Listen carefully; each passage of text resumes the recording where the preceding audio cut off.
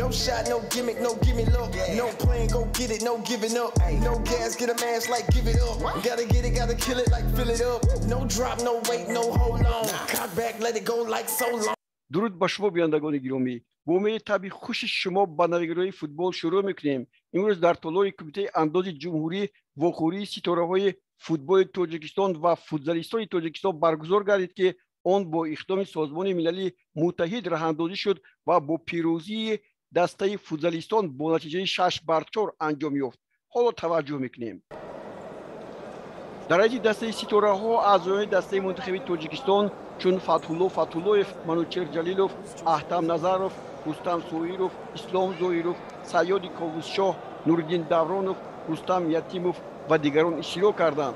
از دسته ستاره‌های فوتبال 3 توپ را فتح‌الله فتح‌الله‌یف به دروازه زده خطری کرد. یک گل دیگر را اسلام زویروف به نشان رسانید. 4 گل امید قوزیف و 2 گل فیضعلی سرداروف برتری فوتزال بازان را گشود کرد. این گل‌ها را با هم می‌بینیم.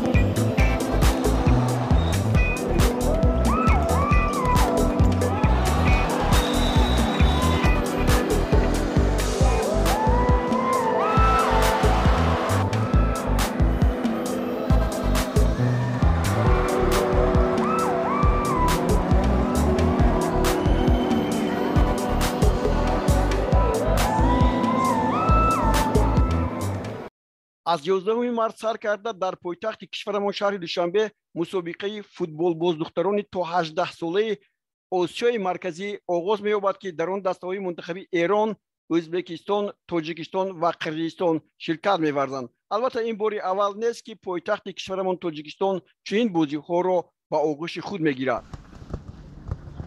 امروز ما از مشق‌های بانوان تاجیکستان دیدن کردیم. هیئت دسته منتخبی تا 18 ساله تاجیکستان را بازیگران تشکیل می‌دهند که قسم زیادشان 16 ساله و 17 ساله میباشند. به قول سرمربی عزت‌الله اسحاقوف این بازیگران تجربه خوبی بازی‌های بین‌المللی را دارند و بازی اولی خود را با دسته منتخب قرقیزستان روز 11 مارس در ورزشگاه مرکزی می‌گذرانند. در هیئت 4 بازیگر از دسته زیب‌نیسای دوشنبه، 3 نفر از رفشن کلوب، خطلانی باختر، جلال‌الدین بلخی، چشمه شهری توس، ولایت سوخت و ورزاب، سربند و وحش می‌باشند. طبعی فوتبال بازدختران بریده است و بار آنها در چنین مسابقه صاحب جای سوم شدند. دسته‌های لیگ عالی تاجیکستان از پگاه سر کرده به شهر گلستان ولایت سوخت سفر می‌کنند و در اینجا آمادگی خود را به موسم نو ادامه خواهند داد. در این ردیف در شهر گلستان مسابقه فوتبال بازان برای جام لیگ ملی فوتبال نیز برگزار می‌گردد و دسته‌ها با هیئت‌های اساسی خود از آنجا بعد دوشنبه خواهند برگشت.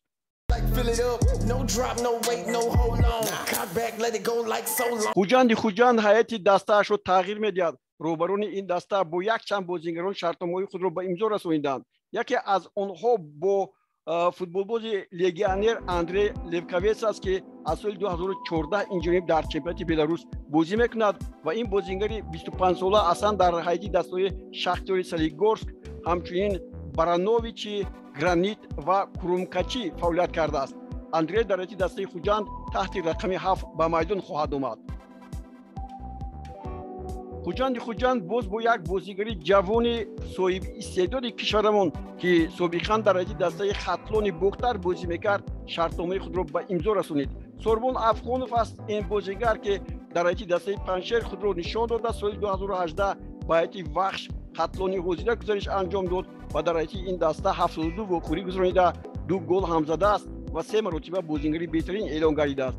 سال 2021 او را با هیئت دسته منتخب المپیک تاجیکستان دعوت کردند. در هیئت دسته خوجند تحت رقم 22 به میدان خواهد آمد.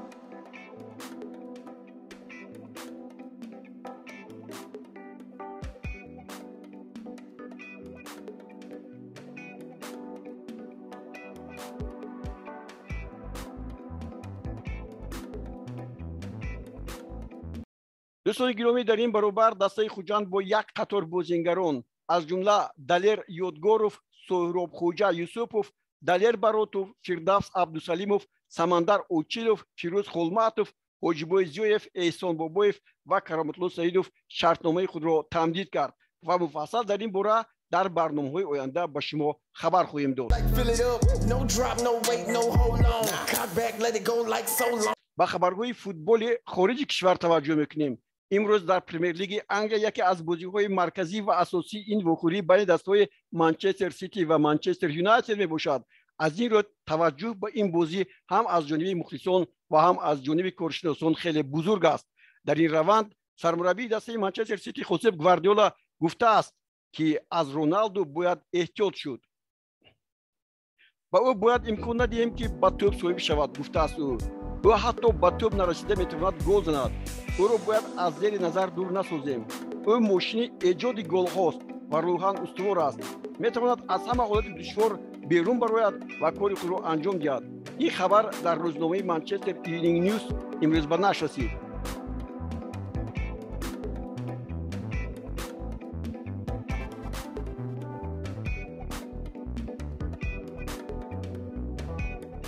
در این برابر بازی بین دسته‌های ناپولی و میلان یکی از بازی‌های بهترین سری آ به حساب می رود و امروز آن هم برگزار خواهد شد. توجه مخلصان و همچنین کارشناسان هم به این بازی خیلی خوب روانه شده است. بعد این واخوری ها ما از نتیجه آن به شما حرف خواهیم زد. باقی صحتمند و پیروز باشید. خیر.